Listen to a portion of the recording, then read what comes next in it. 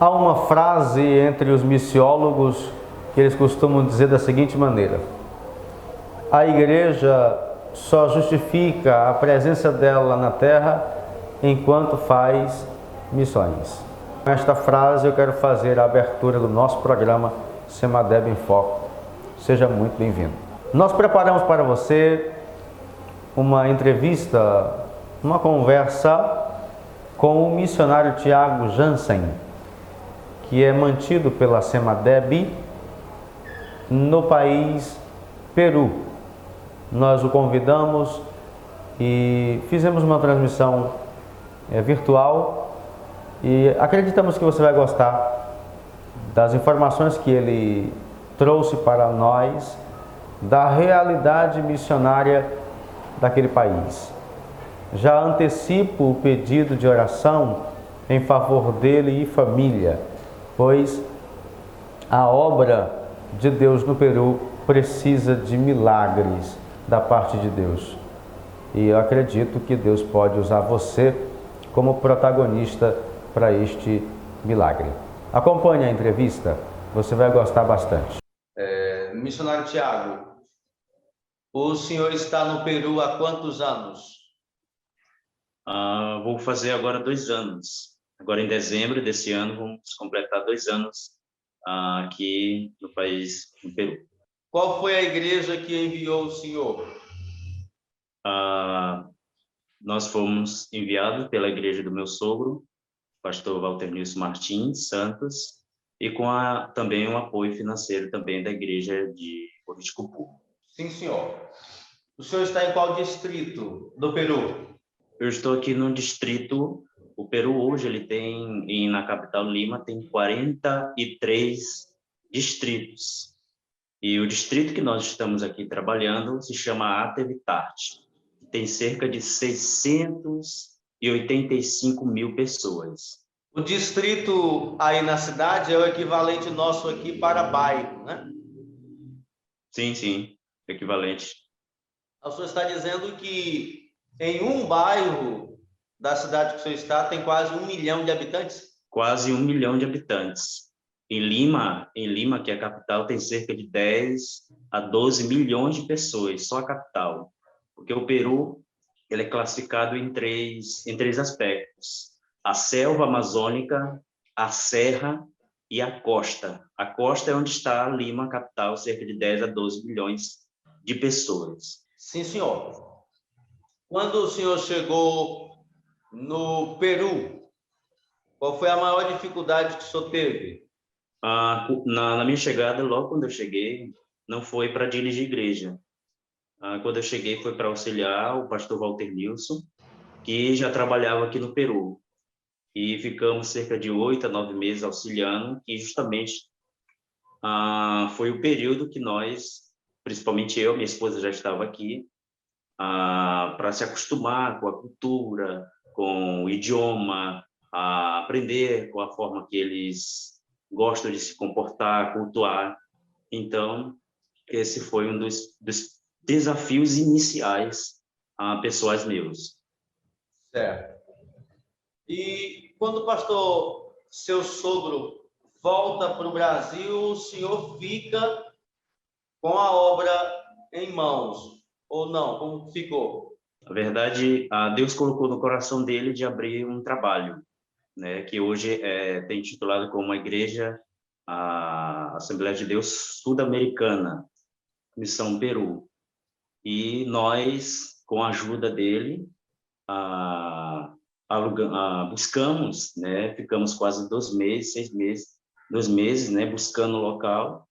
E geralmente quando a gente encontrava um local, eles descobriam que era para a igreja. Eles diziam, não quero alugar para a igreja. E ficamos quase 2 meses, eu e minha esposa, procurando o local.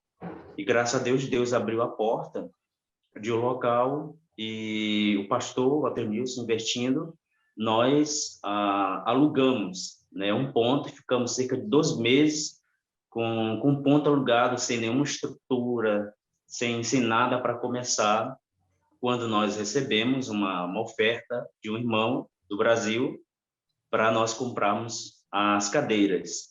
Então, com aquela vontade de começar lá o trabalho, nós iniciamos. Tanto que hoje, nós, no dia 30, completamos 12 meses que nós resolvemos iniciar o trabalho, e hoje nós estamos somente ainda com uma cadeira e um violão, o qual nós estamos realizando o trabalho de Deus. Não temos ainda púlpito, não temos ainda caixa amplificada, mas mesmo assim nós não deixamos de realizar o trabalho de Deus. E missionário, ministerialmente o senhor é missionário e pastor ou somente missionário? Na verdade, eu fiz todo o treinamento para missionário. Ministerialmente, eu sou missionário. Sim, senhor. Tem filhos? Ainda não. Ainda não. Mas está na luta. Estamos aí orando em Deus e creio que Deus vai abrir as portas. Certinho, certinho. E quando o senhor teve o convite para ir à missão transcultural, qual foi o parecer da sua família aqui do Brasil? Na verdade, eu tinha um desejo de ir para a Bolívia, né, antes. Mas aí depois eu conheci a minha esposa já estava aqui no Peru, trabalhando com o meu sogro, que é o pastor Walter Nilson. E aí nós começamos, né, o nosso relacionamento, e foi o período que decidi vir para o Peru.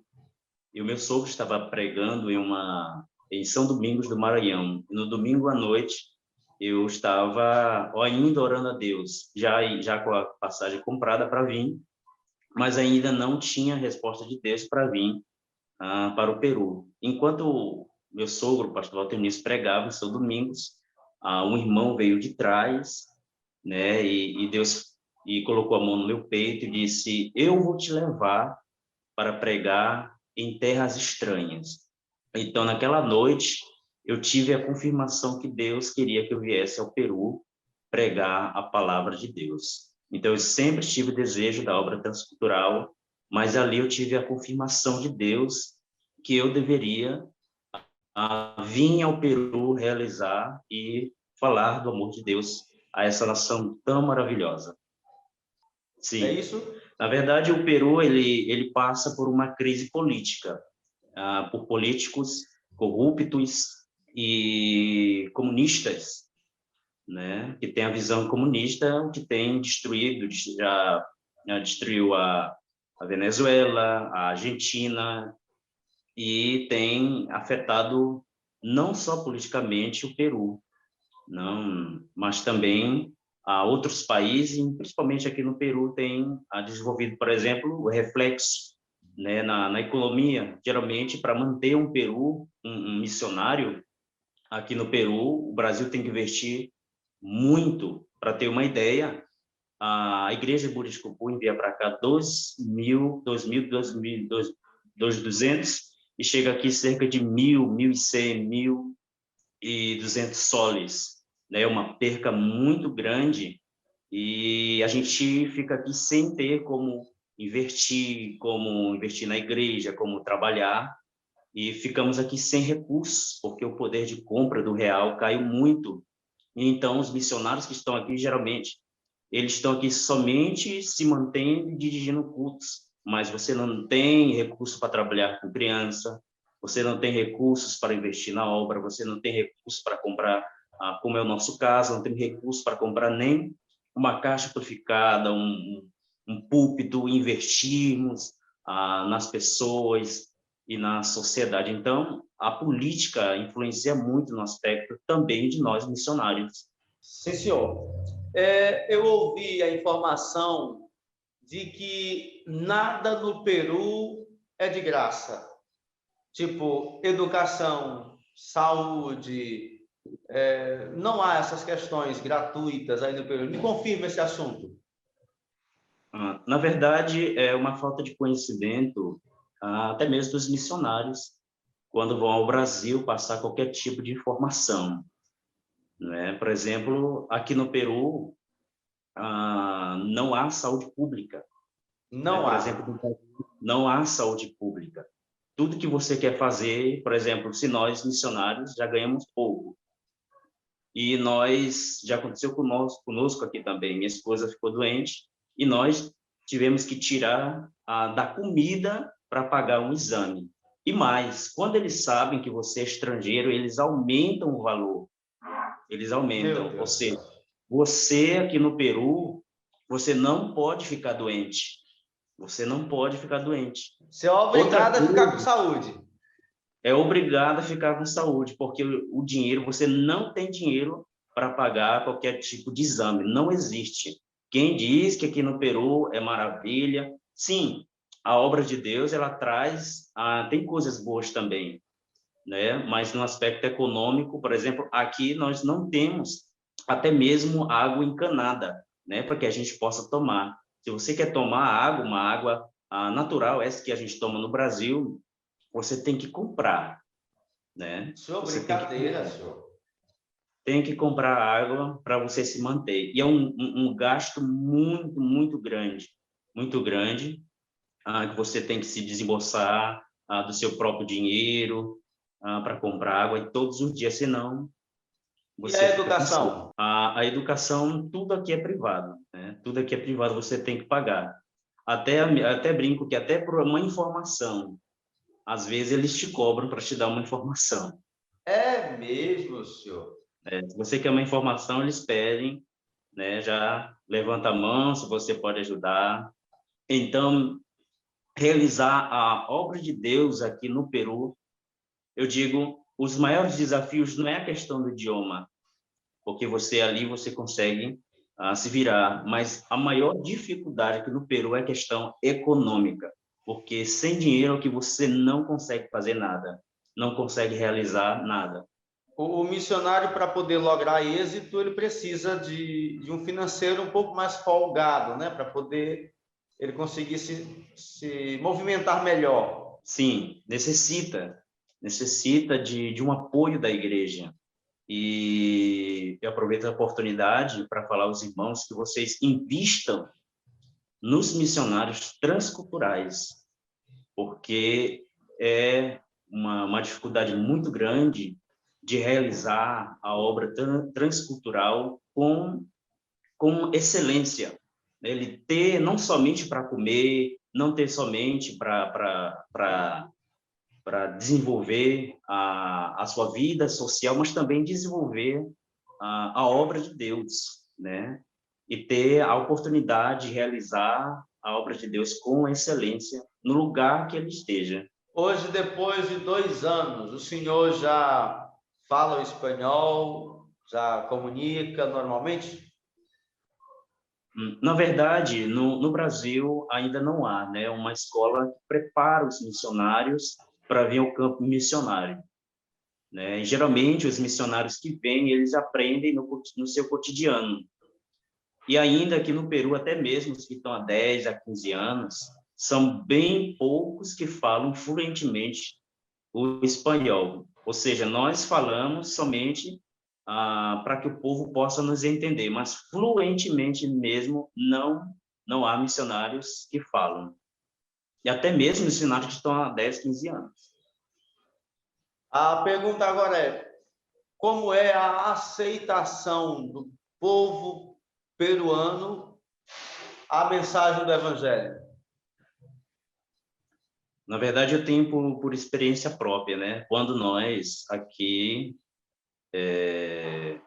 alugamos o ponto e nós temos aqui o nosso projeto de evangelismo pessoal, e geralmente as pessoas, quando elas não querem, elas não recebem boleto, elas fecham a porta, elas dizem que não querem, até mesmo as crianças de 4, 5 anos já dizem que não creem em Deus.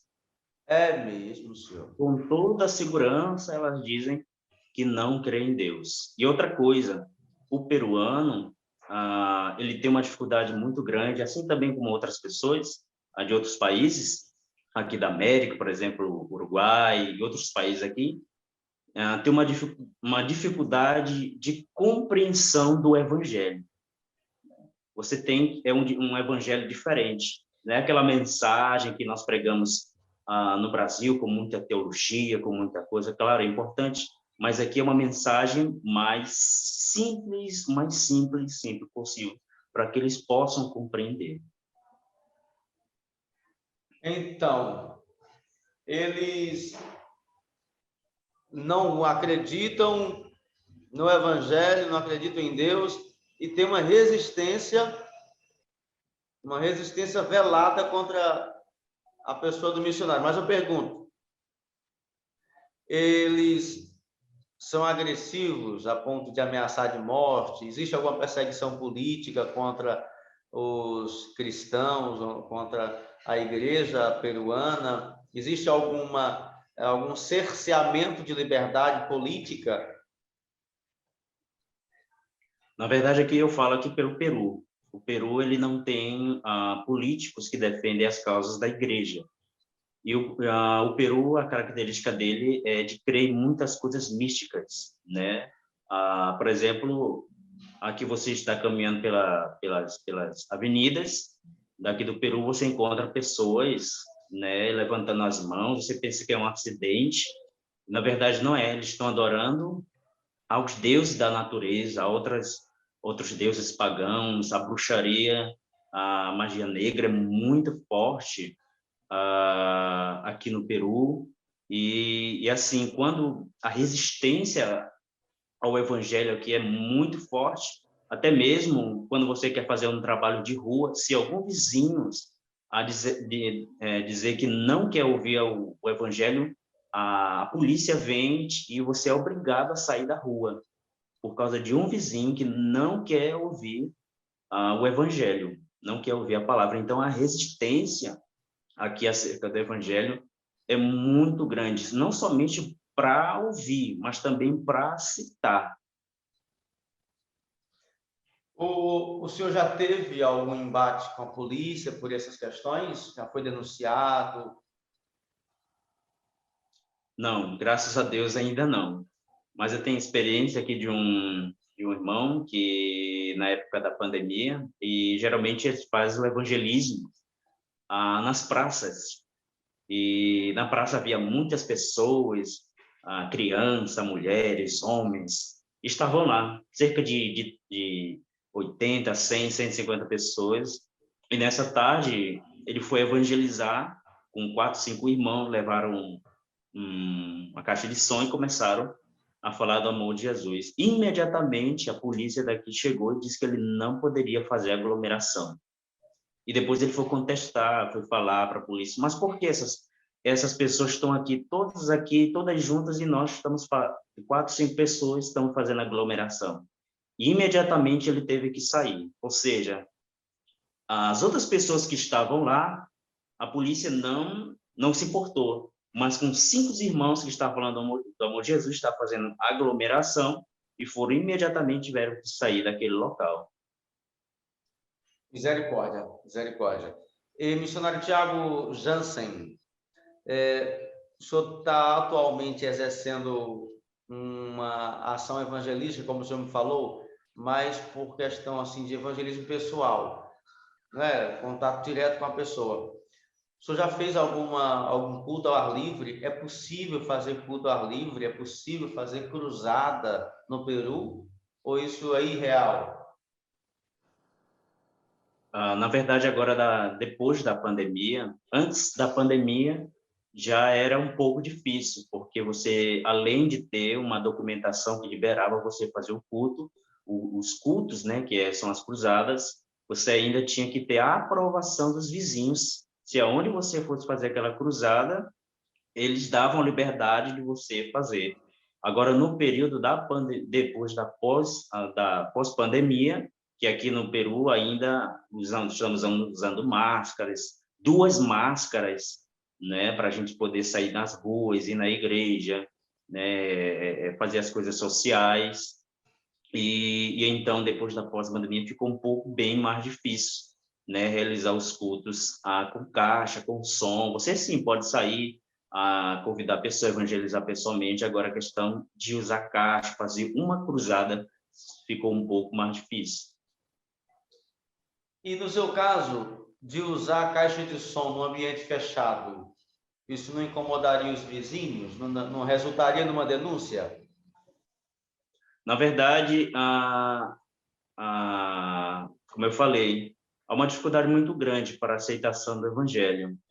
E, na verdade, o ponto, que é o local que nós alugamos, que a gente deveria fazer é estar legalmente apto para realizar os trabalhos, que é o nosso caso, que ainda nós não ainda estamos.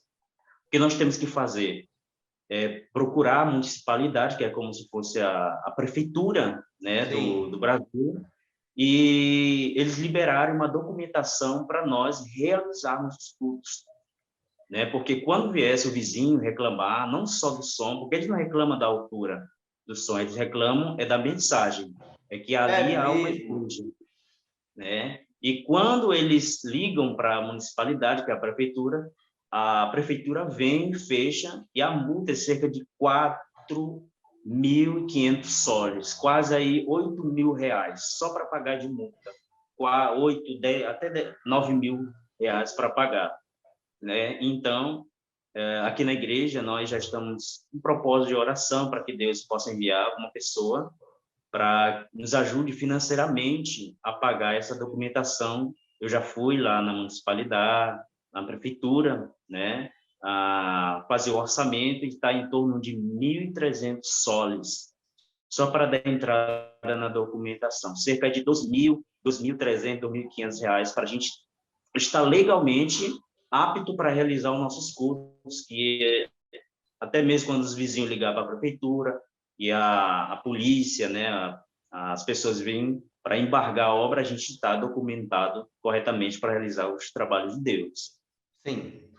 E, missionário, deixa eu ver se eu entendi. Aí o senhor tem dificuldade de comprar terreno para fazer um possível templo, sim? Na verdade, os terrenos aqui são muito caros, porque aqui eles já não vendem, quando é para vender, eles não vendem em soles, eles vendem em dólar.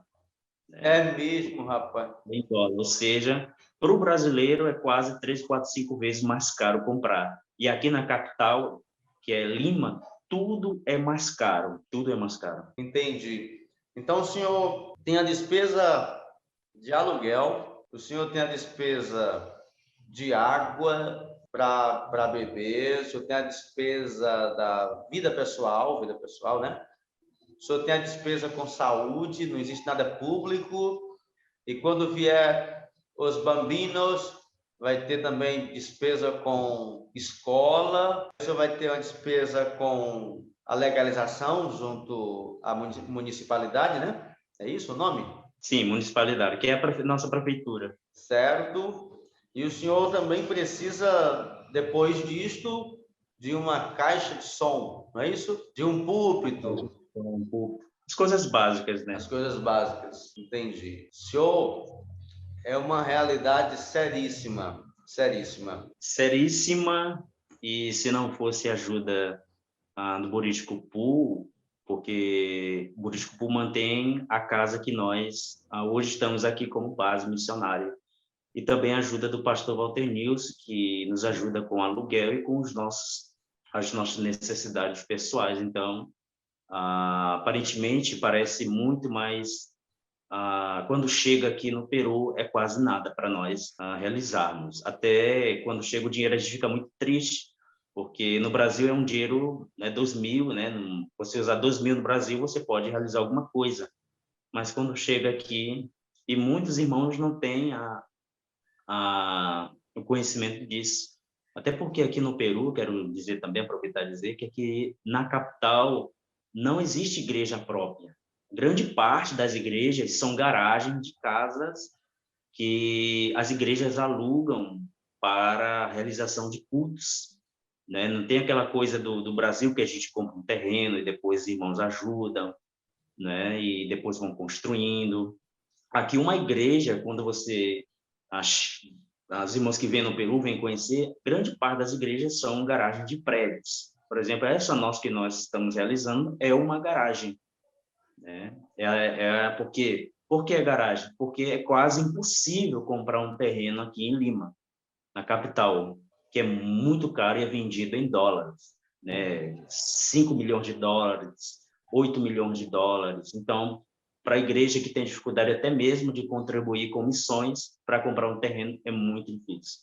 Eu entendi. A igreja está se esforçando para manter o missionário, né, com a família em solo Por peruano. missionário, O senhor não passa tem fome. uma noção básica ou aproximada de quantos cristãos, quantos protestantes, quantas pessoas que servem a Jesus existem no Peru? Na verdade, o percentual é muito baixo, porque o que predomina aqui é o catolicismo.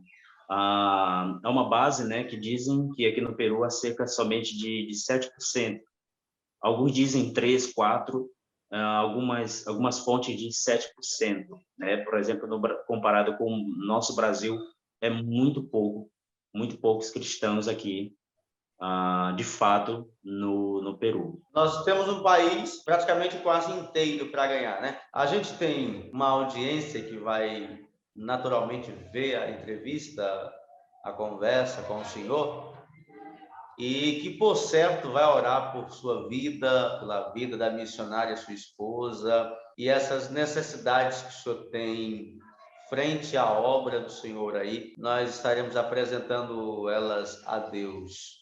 Nós entendemos que o Brasil é uma potência missionária em relação a várias nações do planeta e que pode fazer ainda muito mais por missões, mas que pelo menos não está dormindo, né? Está acordado, está buscando o Espírito Santo do Senhor, está levantando líderes com visão missionária para alcançar os outros povos. E o Senhor, estando no Peru, é uma resposta de oração, é um envio do Espírito Santo do Senhor. Tenho certeza que a obra de Deus será estabelecida no Peru. Mas aí me diga uma coisa: qual é o desejo do coração do missionário Tiago com o país Peru? O meu desejo é que Deus venha levantar mais pessoas de visão aqui no Peru e que possam investir, não somente com dinheiro, mas também com suas vidas, e que possam vir ao Peru trabalhar, que possam vir com amor, com desejo, já sabendo dos problemas sociais, políticos que aqui estão, e que mesmo assim tenham amor por essa nação. E que Deus venha mudar a visão, a economia desse povo, e que muitos peruanos possam conhecer o verdadeiro evangelho. A intenção do senhor, estando no Peru, é frentear e expandir a Assembleia de Deus Sul-Americana, não é isso? Sim. Levar Nosso desejo é, de acordo com os nossos recursos financeiros, é que possamos expandir esta obra, Assembleia de Deus Sul-Americana, não só na capital, mas também irmos para a serra, irmos para a selva, e também para outros países da América. Já temos igreja na Bolívia, e que Deus venha abençoar e levantar mais pessoas que possam contribuir e acreditar, não somente no título da igreja, mas também na obra transcultural. A sensação que o senhor tem, estando aí no Peru agora, é de que está praticamente sozinho, assim, frente ao tamanho do espaço geográfico para percorrer, o tamanho da população para alcançar, a sensação que o senhor tem é de que está só e que precisa de muito mais pessoas, confere? Na verdade, o missionário sempre chega um momento da vida que tem essas sensações, não só quando está no Peru, mas quando está realizando a obra de Deus. Mas a gente tem a plena consciência que mesmo só, Deus ele levanta pessoas para nos ajudar e cuidar de nós, como já tem levantado vocês também, o pastor Walter Nilson, e creio que vai levantar mais pessoas para estar nos ajudando. Eu pergunto a você, já se arrependeu de ter ido para o campo missionário? Meu arrependimento é de não ter vindo antes. Diga para nós, deixe para nós o incentivo, que fala o senhor daria para jovens igual o senhor, ou bem mais novos que o senhor? Que incentivo o senhor deixa para quem vai lhe ver, quem vai lhe assistir? O senhor recomenda que eles façam o mesmo que o senhor fez? O senhor acha que tem futuro ser missionário? Aquela fala que missionário é vagabundo, o que o senhor me diz dela? Na verdade, o missionário ele é um privilégio e um grande presente que Deus dá para a sua igreja, de falar do seu amor, implantar o reino de Deus na terra. Então, o conselho que eu dou para os mais jovens, porque eu ainda sou jovem, né? Eu tenho somente, vou fazer agora 32 anos, é de estar próximo de pessoas que têm visão ministerial, que têm visão da obra, né? Se você tem um desejo e a vocação de obra, não somente a obra transcultural, mas o desejo de realizar a obra, estude, ore a Deus e espere o tempo de Deus, porque no tempo de Deus, Deus ele vai te levantar e vai te levar aonde Deus já quer que você esteja para implantar o reino de Deus. A missionária, sua esposa, está bem? Minha esposa está bem, é o meu braço direito, né, aqui na obra. Como ela já tinha vindo há mais tempo, né, na época solteira, ela tem um desenvolvimento e conhece bem melhor, né, a obra, e tem feito um trabalho excelente com as crianças, também com a escola que prepara os missionários, e tem tirado, né, até mesmo do nosso para investir as crianças. Graças a Deus, as crianças têm aprendido, têm conhecido as coisas de Deus.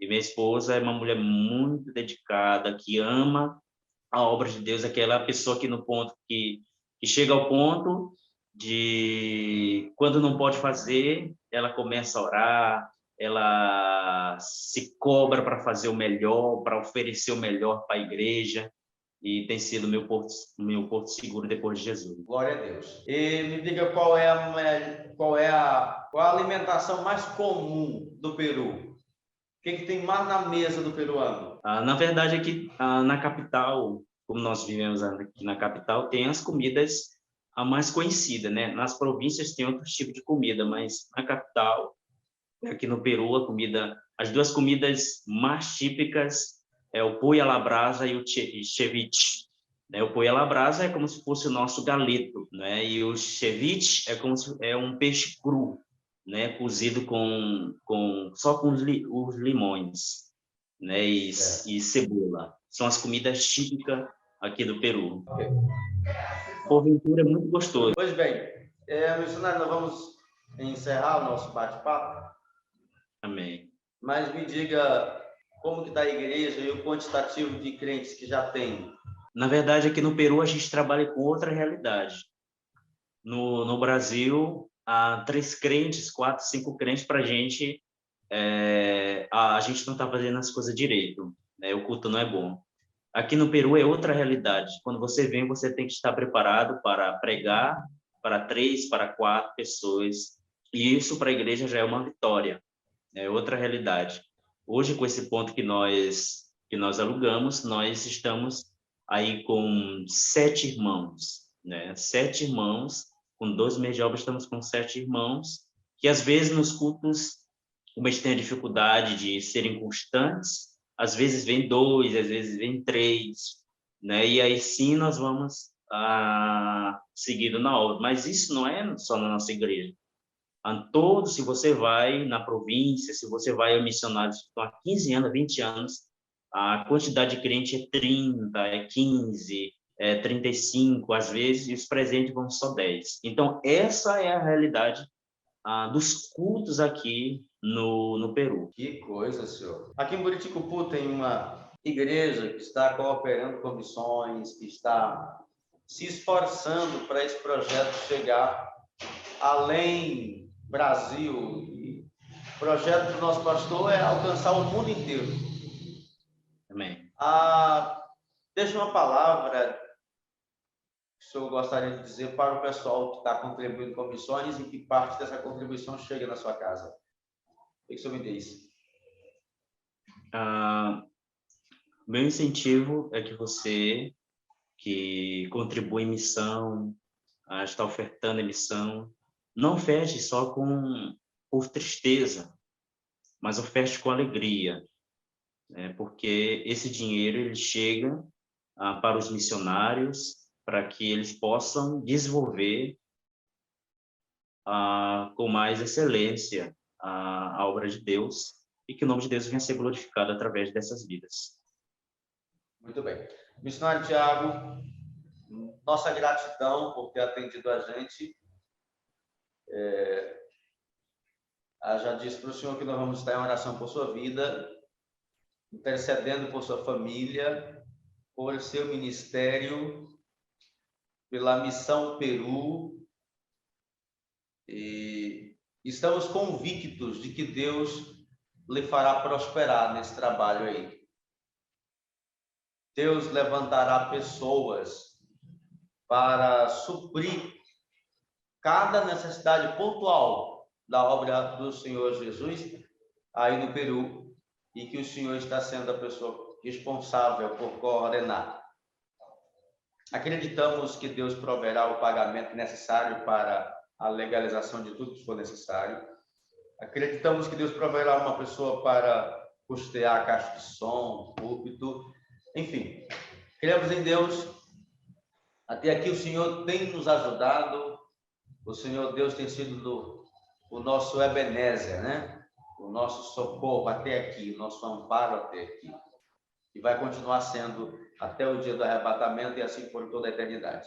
Forte abraço, conte conosco. Apesar da enorme distância, nós estamos lembrando do Senhor e preocupados com a sua vida e a sua estadia por aí. O senhor pode fazer as suas considerações finais. Eu quero agradecer ao pastor Elidônio, que Deus possa estar abençoando o pastor Elidônio, o pastor Hermilton, né? Que Deus possa estar abençoando o colegiado de pastores da igreja Budista Pupu, aos irmãos que não têm somente ofertado, mas também têm orado por nossas vidas aqui no Peru, e que Deus possa estar abençoando, e muito em breve nós vamos estar aí junto com os irmãos para falar algumas coisas melhores acerca do Peru com mais tempo. Deus abençoe, meu chefe. Um forte abraço. Amém. A paz do Senhor. Seria Deus te bendiga. Dios les bendiga em nome de nosso Senhor Jesus Cristo. Amém. Para você que acompanhou a entrevista até aqui e ouviu as informações que foram passadas com precisão pelo missionário que está in loco naquele país, eu peço a você que deixe seu like, se inscreva nesse canal e compartilha estas informações, esse conteúdo com algum amigo seu, um parente seu, para que esse pedido de ajuda, esse testemunho da realidade missionária do Peru chegue a mais pessoas e, naturalmente, haja também mais intercessões em favor desta obra. Eu quero já também adiantar a você um assunto que eu considero de muita relevância. Observe comigo. Você já ouviu várias vezes pessoas pregarem da seguinte maneira: você, como cristão, diz o pregador ou a pregadora, você defina em que área da missão você pode ou queira atuar. E eles geralmente põem 3 opções. A primeira delas, você pode ser um missionário mantenedor, ou ainda você pode ser um missionário intercessor, e ainda você também pode ser um missionário que seja enviado. Ou seja, aparece inclusive uma frase muito bem montada, que ela reza da seguinte maneira: missões é feita pelos pés dos que vão, pelos joelhos dos que oram e pelas mãos que contribuem. Dito isto, muitos ensinadores, de forma desavisada, e alguns deles sem nenhuma malícia, acabam ensinando que você pode decidir se você quer ser apenas um patrocinador ou apenas um intercessor, ou então você decide se vai ao campo missionário, deixando uma ilusão, uma utopia para você, que se você já for um missionário que patrocina, que dá dinheiro para missões, já está de bom tamanho, você não precisa se preocupar com o restante. Ou ainda, se você é intercessor, ora por um missionário, adotou uma família de missionários em oração, já está de boa valia, você já é um missionário. Mas o texto sagrado não deixa margem para essa escolha. Não lhe é dado o direito de optar em qual área das missões você pode atuar. Quando Jesus Cristo disse, ide, Ele não disse apenas para um seleto grupo, Ele disse para todos os seus discípulos. Quando Ele disse, preguem, Ele não destacou um grupo para este ofício, Ele deixou esta missão para todos os seus discípulos. Quando Cristo enviou os seus discípulos para evangelizar o mundo, Ele, no dizer dele, no entendimento de Cristo, toda a igreja tinha essa tripla responsabilidade. A responsabilidade de contribuir, a responsabilidade de orar e a responsabilidade de pregar. De maneira que o missionário, na visão bíblica e na visão de Cristo, ele, enquanto vai, está orando e contribuindo.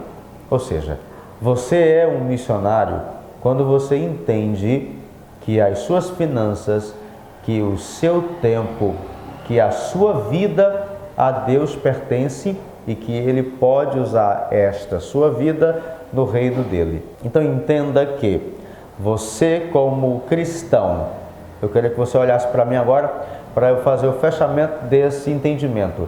Você, como cristão, você obrigatoriamente, como salvo, você precisa tanto contribuir como orar e pregar. Isso são feitos simultaneamente. São três ações que são feitas paralelamente, simultaneamente, intercambiavelmente, e você não pode parar de fazer nenhuma e nem outra. Você não pode parar de contribuir para orar e pregar. Você não pode parar de pregar para contribuir e orar. Você não pode parar de orar para contribuir e pregar. Você deve fazer as três atitudes simultaneamente, e assim o reino avançará em maiores proporções. Por que a gente está trazendo esse assunto para você? Porque por causa desse entendimento, a igreja hoje, ela naturalmente tem destacado os pastores, dirigentes e uma minoria de obreiros sem esses títulos para saírem pregando. E a maioria dos irmãos, a esmagadora maioria dos irmãos, ficam em casa. A minoria das minorias oram por missões. E ainda um pequeno grupo é enviado para campos missionários em algum lugar específico. Você percebe que a igreja, ao invés de ficar unida no propósito missional, no propósito evangelizador, ela foi fracionada e fica um grupo que contribui, fica um grupo que ora e ainda um grupo que vai pregar. Mas a visão não é essa. A visão é todos pregando, todos orando e todos contribuindo conforme as suas posses. Eu tenho certeza que eu cooperei com o seu entendimento, com o que trouxe agora nessa manhã de sábado. Peço ao Espírito Santo do Senhor que abra o seu entendimento para entender o projeto evangelizador de Deus para o mundo. Você é a pessoa que Deus quer usar.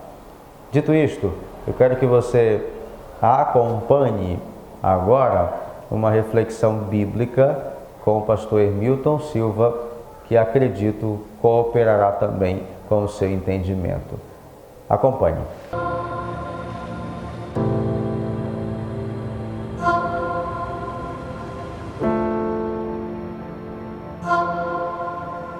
Pai do Senhor, meus amados irmãos, estamos de volta com mais uma reflexão bíblica aqui no programa Semadeb em Foco.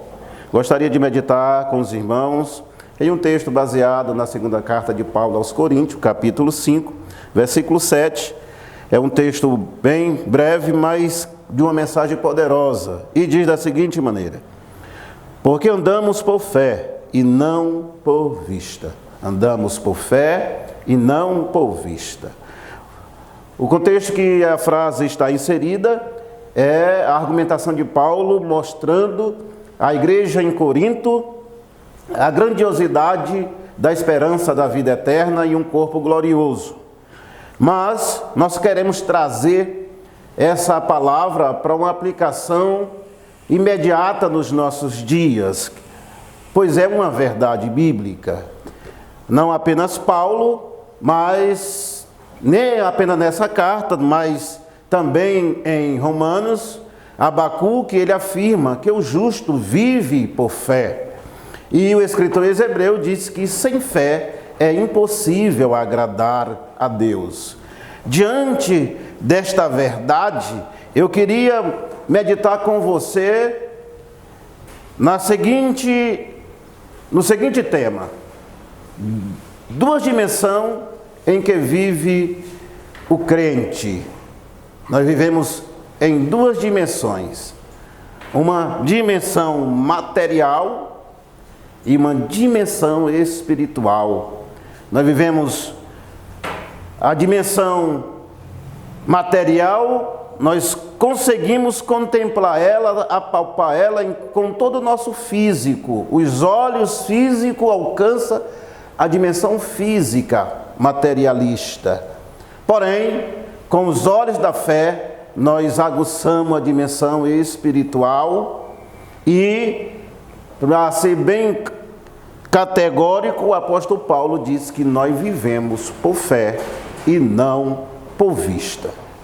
Isso na prática, eu queria contar uma história aqui para mostrar como é que isso funciona na prática.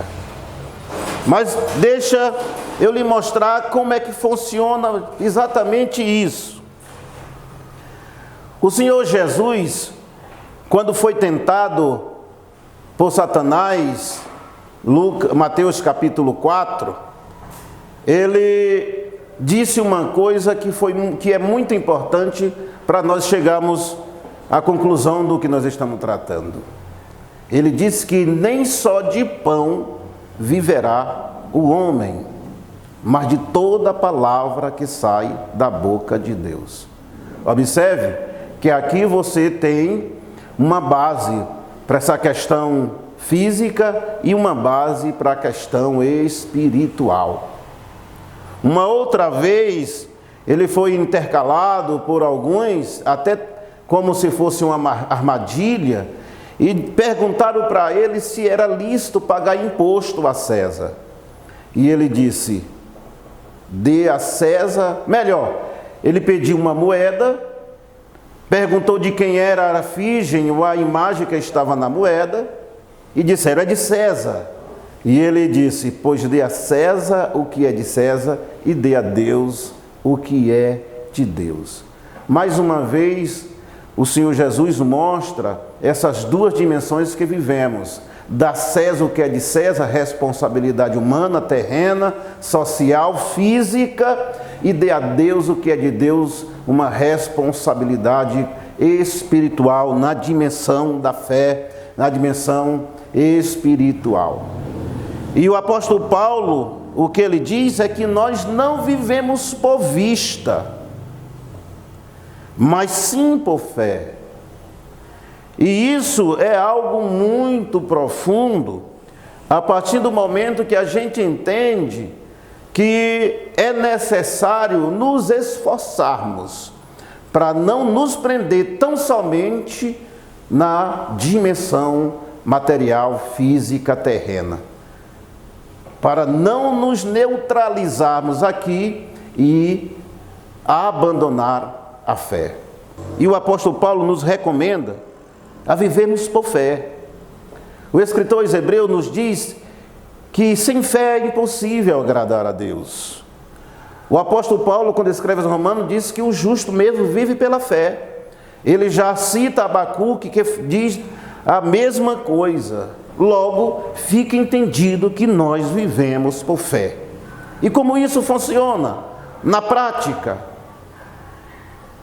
Uma história muito interessante para ilustrar o viver por fé, o agir por fé, ao decidir por fé, porque nós precisamos viver por fé, decidir por fé e agir por fé.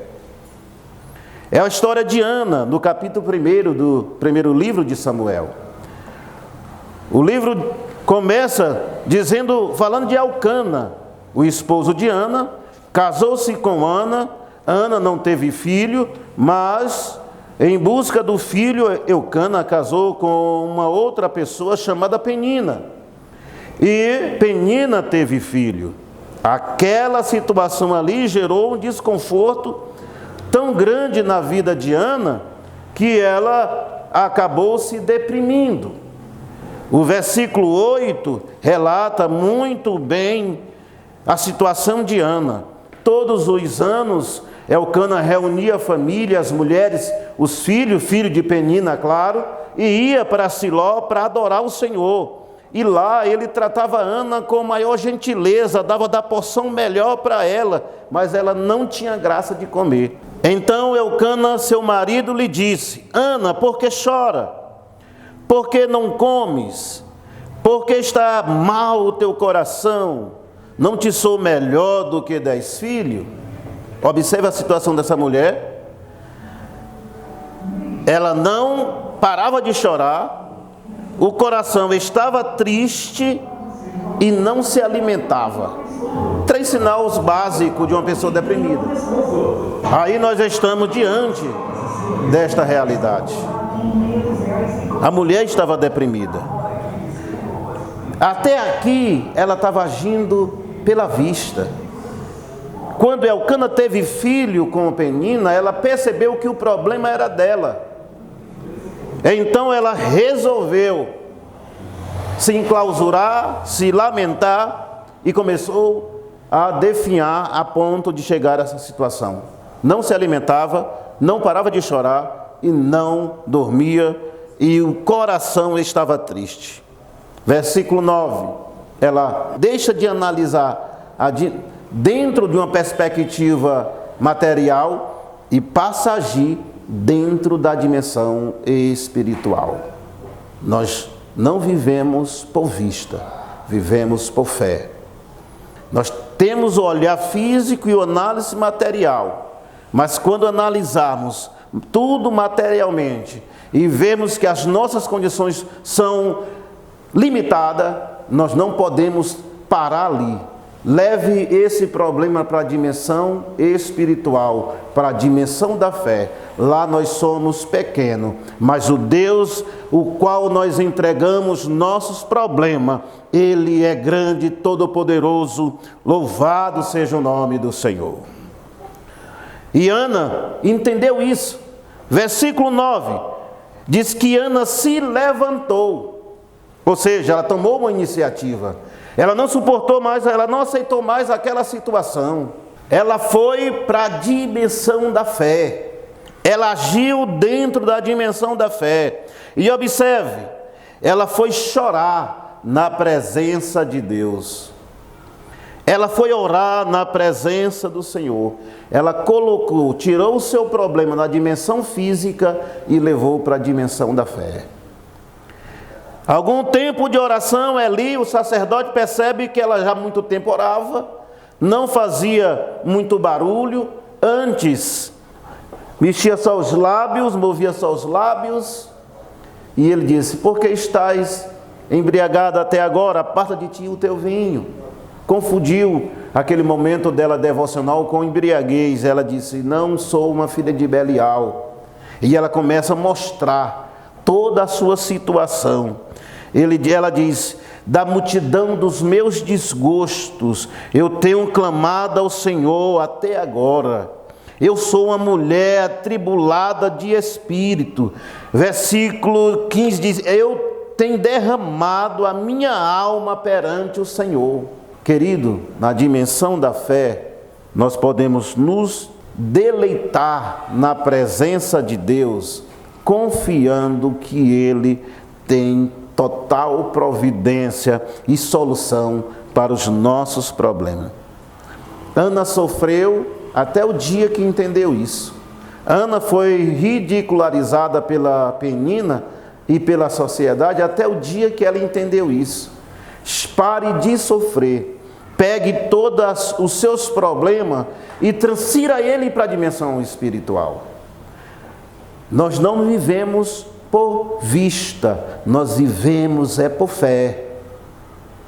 Nós não saímos da dimensão materialista, mas podemos agir dentro da dimensão da fé. Ana fez isso. Ela chorou, fez um voto, insistiu em orar e Deus ouviu a sua oração.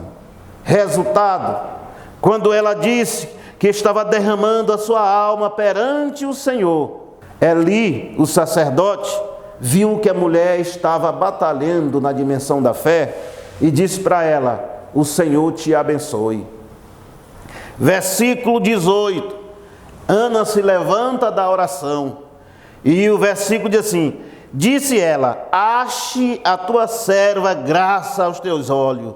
E assim a mulher se levantou e foi o seu caminho e comeu. No momento que ela saiu da oração, ela achou apetite para comer. O seu semblante já não era triste. Olha a grandeza, olha a maravilha de pegar os problemas da dimensão materialista, física, humana, e conduzir ele para a dimensão espiritual, colocar diante de Deus. Como disse o salmista no Salmo 37, versículo 5, entrega o teu caminho ao Senhor, confia nele e o mais ele fará. Ana fez isso.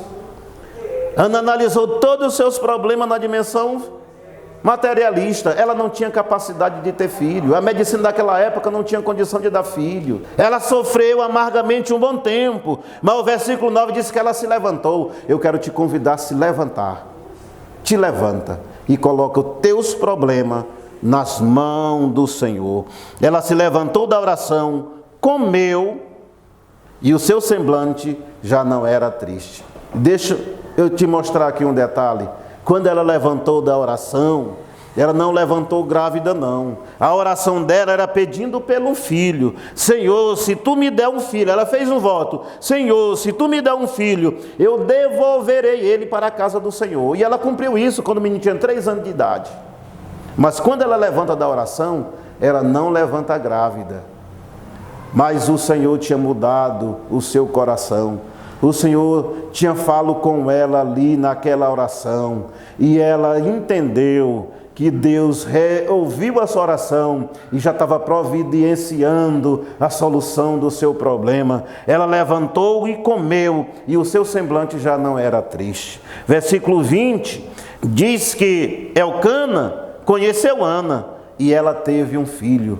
Querido, o detalhe foi ela só transferiu o problema da dimensão física para a dimensão espiritual. Faça isso. Nós não vivemos por vista, nós vivemos por fé. Na fé, ali no campo da fé, Deus age poderosamente em favor dos seus servos. Que Deus te abençoe em o nome de Jesus. A Semadeb está com um projeto evangelístico de alcançar o mundo inteiro. No entanto, para se chegar a uma grande distância, primeiro temos que dar um passo.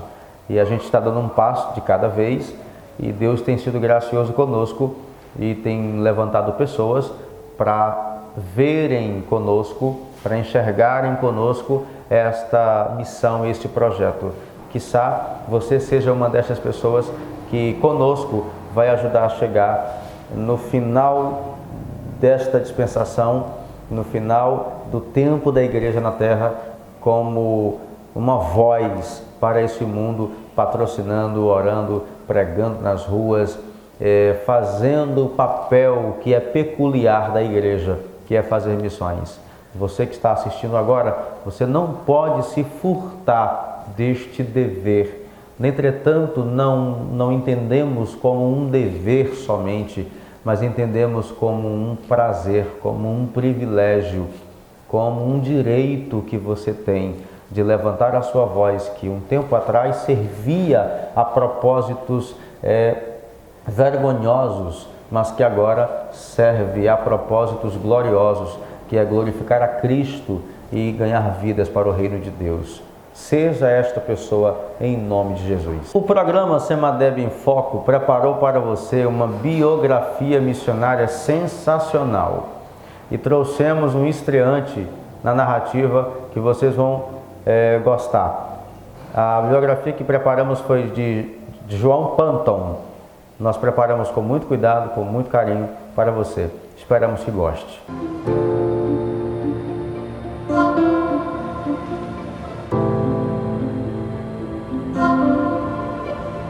Paz do Senhor a todos. Sejam bem-vindos a mais uma biografia missionária. Eu sou Tiago Brito e nesta feita trago uma biografia missionária de João Panton, que foi um grande homem de Deus com uma imensa relevância missionária. Este homem, João Panton, ele é um escocês. Ele era filho de Tiago Panton e Jeanette Rogerson. Este homem nasceu no ano de 1824, filho desse casal, Tiago Panton como Jeanette Rogerson. Eles eram escoceses. E João Panton, como eu disse, o primogênito.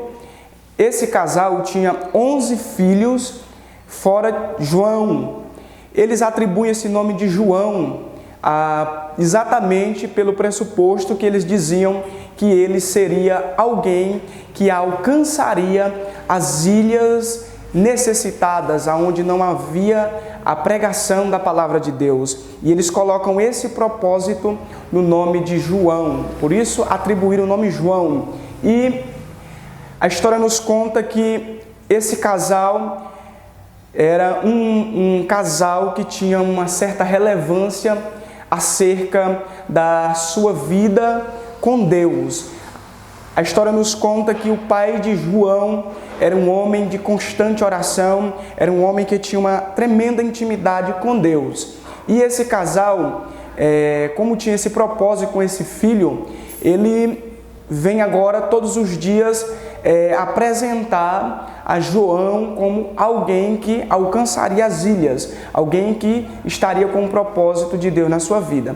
E chega-se o tempo em que João Panton é necessário sair da sua localidade para ir a Glasgow, para estudar. E em Glasgow, João começa a congregar com alguns irmãos ali, naquela localidade, e ele sente o desejo no seu coração de ir pregar aquelas ilhas ali na região da Escócia que necessitavam ainda ouvir o Evangelho, que eram chamadas de Novas Ilhas Hébridas. E ele sente essa chamada missionária, esse desejo missionário de ir pregar naquelas ilhas, aonde aquele povo que habitava lá eram canibais, mas ele sente essa chama ardendo em seu coração de ir pregar a palavra de Deus naquelas ilhas.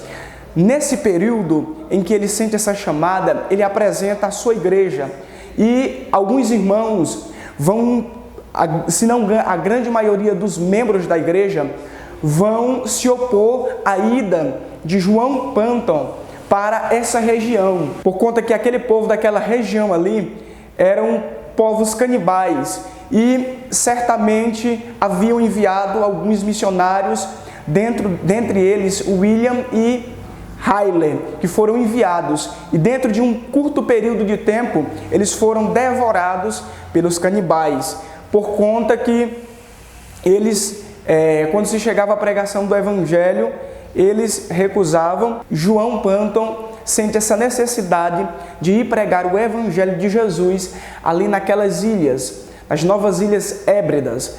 E a partir desse ponto, a igreja se opõe a ele, alguns membros, não todos, e ele agora, decidido, apesar de que alguns membros não queriam que ele fosse, mas ele se decide, porque aquela chamada ardia em seu coração de ir pregar naquelas ilhas. E um certo irmão fala para ele acerca desse contexto de missionários que já haviam sido enviados para aquela região, mas haviam sido mortos. E João diz para ele que ele, por ser de uma maior idade do que João, ele disse: logo você morrerá e será comido pelos vermes. E João diz a seguinte coisa, ele diz: não importa para mim que eu morra ou viva, mas que seja pregando o Evangelho de Deus, que seja doando a minha vida em pregar o Evangelho de salvação.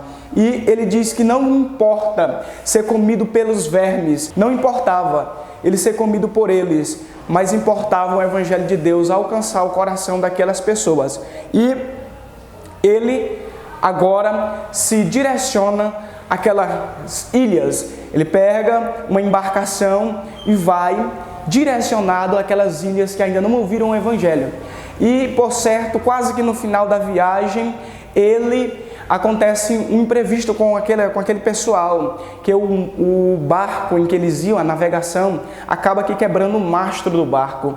E eles são conduzidos pelo mar até a ilha chamada Taná. E quando eles chegam naquela ilha, eles são saqueados. E necessariamente, rapidamente, eles precisaram sair daquela região, por conta que os canibais já queriam cometer algo com eles. E eles precisam sair para as outras ilhas vizinhas. E eles vão para as outras ilhas vizinhas e passam um período de tempo naquelas ilhas e retornam a Taná. Quando eles retornam a Taná, eles são aceitos agora na ilha, compram uma casa e edificam ali uma estrutura para que eles morassem. E eles passam a construir esse alicerce aonde um outrora missionário havia passado por ali e construído um alicerce. Então, em cima desse alicerce, ele começou a construir o seu habitat naquele lugar. E passa um período de tempo de João Pântano começando a construir a sua estrutura, a sua casa. Ali acontece um conflito naquela região de Taná com outras aldeias vizinhas naquela região. E ele está naquele conflito. E enquanto os canibais estavam ali naquela guerra, naquele conflito, João Pântano está orando pelas vidas, aqueles canibais daquela ilha de Taná, aonde ele habitava. E, por certo, naquela noite, eles ouvem um clamor de famílias, porque um guerreiro da tribo havia morrido e a sua esposa foi assassinada naquele momento, exatamente porque isso era cultura naquela região. E ele diz, João Pântano, que se sentia nesse período muito amargurado, duvidoso. Ele se sentia naquele tempo, naquele período com certo receio, com certo temor de pregar para aquele povo. Mas ao mesmo tempo a chama de Deus em seu coração fazia com que ele sentisse amor pelas vidas, sentisse amor por aquelas almas que não conheciam ainda o Evangelho. Foi isso que ele menciona que fez com que ele ainda ficasse naquela ilha. A partir daquele ponto, dentro de um período mais ou menos de uns 3 meses que eles estão estabilizados naquela ilha, João Pântano acaba que perdendo a sua esposa e logo após um período de 1 mês, ele também perde o seu filho. E a partir desse ponto que ele perde a sua família, ele ainda continua trabalhando na obra missionária. Ele continua ainda persistindo em fazer a obra de Deus naquela ilha. E acontece um imprevisto naquele momento. Após a morte da sua esposa e dos seus filhos, aqueles canibais entendem João Pântano como um homem indefeso, como um homem que não tinha preparo algum contra eles. E eles vêm contra João Pântano. E ele diz que ele não morreria enquanto não cumprisse o propósito de Deus. Enquanto aquilo que Deus havia o chamado para fazer naquele lugar não se cumprisse, ele não haveria de morrer. Mas chega ao ponto que ele precisa sair rapidamente. Ele conta que ele menciona em sua história que ele já havia algum tempo ali conversado com aqueles canibais e já havia por certo, alguns que adeptos ao crer de João a mensagem do Evangelho, mas ele ainda não havia concluído o seu trabalho. Ele já estava começando a escrever as escrituras, a Bíblia, na língua taiana, mas nesse período é necessário ele sair daquela ilha, por conta que ele haveria de ser morto pelas pessoas. E ele sai para uma ilha vizinha, uma ilha próxima. E acontece de que ele sente uma chamada de Deus para ir à Austrália. E ele vai para a Austrália e passa um bom período de tempo na Austrália. E quando ele vai, ele incentiva aqueles irmãos ali australianos a obra missionária nessa região dessas ilhas que precisavam ouvir o Evangelho de Deus. E ele incentiva a igreja a comprar navios, ele incentiva a igreja a trabalhar naquela obra e, por certo, esse incentivo de João foi muito interessante, porque ocasionou que a igreja passou a sentir um certo desejo, um certo amor pelaquela obra missionária, e agora vai enviar missionários para a região ali daquelas ilhas. E nesse período, quando João está voltando novamente de Austrália, está voltando para a Escócia, ele se casa novamente com a irmã de um amigo seu missionário. Só que quando João Panton chega àquelas ilhas, alguns missionários vão dizer para João que ele não poderia voltar a Taná naquele momento, porque ele haveria de ser morto se ele voltasse para aquela região. E ele acaba que agora indo para outra ilha chamada Aniuá, e ele vai para aquela ilha pregar o Evangelho. Ele encontra uma certa dificuldade nessa questão, porque ele já havia começado a escrever a Bíblia, os escritos de Deus na língua taiana. E agora ele precisaria começar tudo de novo ali na ilha Aniuá, por conta que era outra tribo totalmente diferente. E ele encontra essa dificuldade, mas apesar dessa dificuldade, ele não desiste do chamado de Deus, que era pregar o Evangelho àqueles que ainda não foram alcançados. E ele vai para aquela ilha e começa ali o trabalho naquela ilha, só que eles encontram uma dificuldade imensa naquela ilha, era a falta de água potável. Então João sente uma direção divina de cavar um poço naquela região, mas a probabilidade da água ser salgada era muito grande, por toda aquela região em volta era uma região na qual a água era salgada. Então ele sente essa direção divina de cavar aquele poço e ele começa aquela obra. Alguns daquela ilha de Aniuá começam a ajudar eles, aqueles nativos, começam a ajudar João Panton, mas chega um período que eles começam a ficar temerosos acerca daquela escavação daquele poço, por conta que a profundidade já era grande, já era imensa. E aí eles param de cavar e João, dia após dia, começa aquela obra sozinho. Os canibais, quando olhavam, aqueles nativos olhavam para João fazendo aquela obra, eles diziam que era uma atitude louca de João. Como poderia a chuva vir de baixo? Essa era um tipo de crença deles. E aquele povo agora vem perceber aquele processo em que João está ali cavando aquele poço. E dia após dia, João cavando e em seu coração orando a Deus para que tudo desse certo, porque seria uma abertura de porta para a pregação do Evangelho. Pois João, quando estava cavando o poço, ele dizia em suas palavras que o Messias, o Senhor Jeová, seria aquele que ia prover água daquele poço. E ele começa ali, ele encerra o seu processo de escavação daquele poço e naquele dia, toda a tribo se coloca em volta daquele poço para observar, para observar no que aquilo daria. E ele agora conclui esse processo de escavação e agora começa a jorrar água do fundo daquele poço. E surge uma alegria muito grande no coração de João, por conta que era algo que ele poderia realizar, mas ao mesmo tempo um temor de que a água não fosse potável. Mas ele, quando experimenta aquela água, ele percebe que ela é potável e ele sai do poço e toda a tribo está ali em volta. E ele pega um jarro e desce novamente o poço.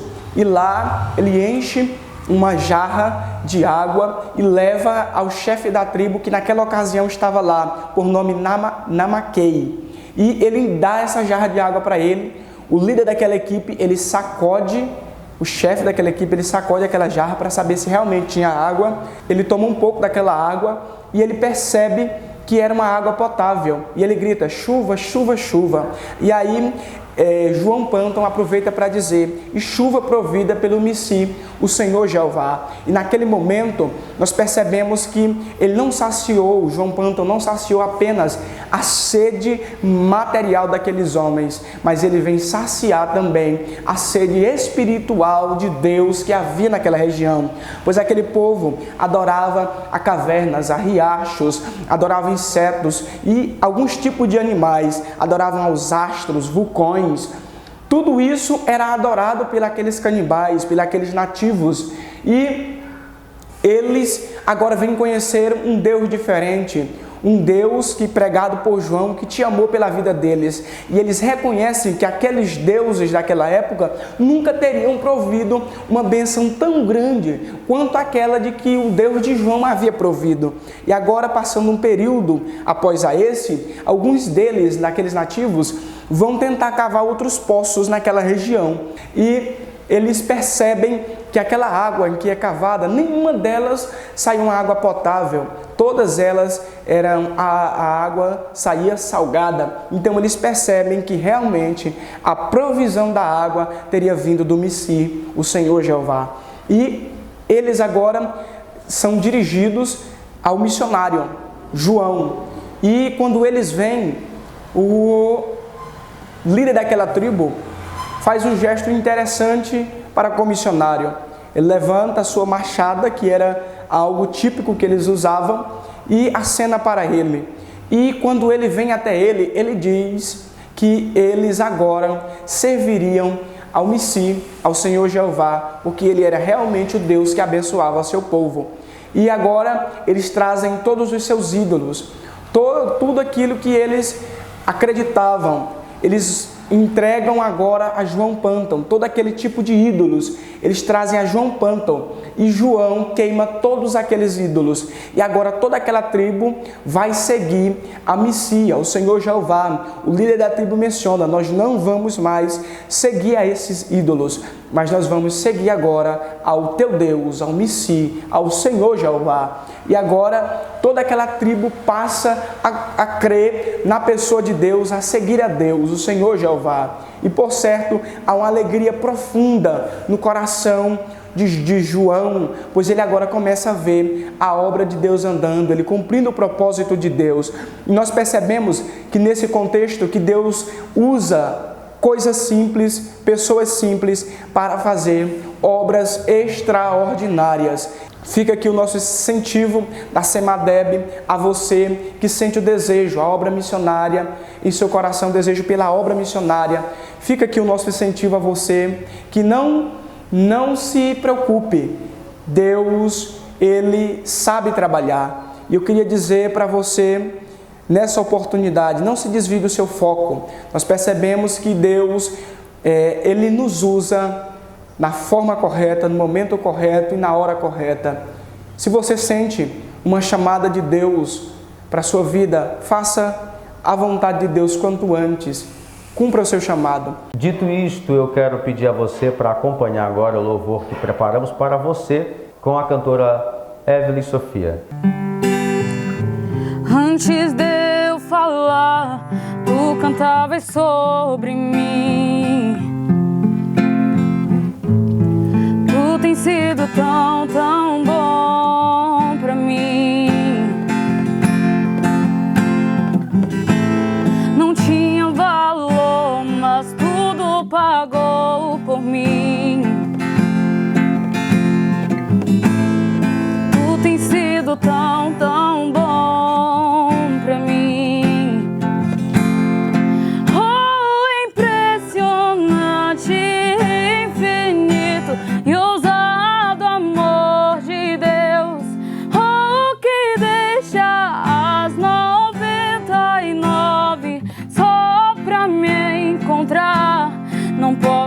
comprá-lo, nem merecê-lo, mesmo assim se entregou. Oh, impressionante, infinito e ousado amor de Deus. Inimigo eu fui, mas teu amor lutou por mim. Tu tens sido tão, tão bom pra mim. Não tinha valor, mas tudo pagou por mim. Tu tens sido tão, tão bom pra mim.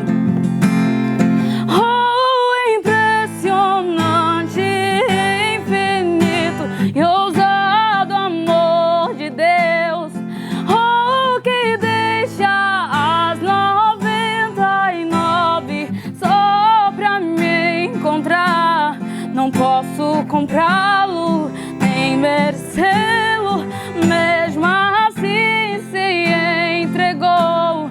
Oh, impressionante, infinito e ousado amor de Deus. Yeah. Traz luz para sombras, escala montanhas pra me encontrar. Derruba muralhas, destrói as mentiras pra me encontrar. Traz luz para sombras, escala montanhas pra me encontrar. Derruba muralhas, destrói as mentiras pra me encontrar.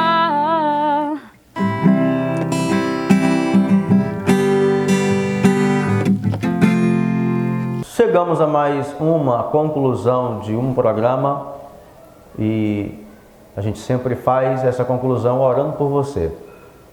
Queremos que você está sempre aos sábados conosco, temos mais outras programações no canal, você pode acompanhar, você pode compartilhar, você pode estar com a gente e temos muito mais a trazer para a sua vida. Acreditamos que vai dar certo em nome de Jesus. Querido Deus, Senhor das nossas vidas, eu oro por esta pessoa que assiste esse programa agora. Peço a Ti, ó Deus, que a Tua graça e misericórdia nunca se aparte da casa, da família, dos projetos e do coração desta pessoa. Senhor, abençoe-a, fazendo-a próspera, fazendo dela, Senhor, uma pessoa cada dia mais envolvida com o Teu reino e enxergando como o Senhor enxerga. Jesus Cristo, eu quero pedir que a Tua paz seja sobre essa pessoa agora, expulsando as enfermidades e trazendo para a vida dessa pessoa saúde. Que os filhos possam crescer debaixo de Tua graça, que os projetos que ele ou ela tem para a vida sejam confirmados por Ti, Senhor, em o nome de Jesus Cristo. Amém. Que Deus te abençoe. Nós nos encontramos no próximo sábado em mais um Semadeb em Foco, se Deus permitir.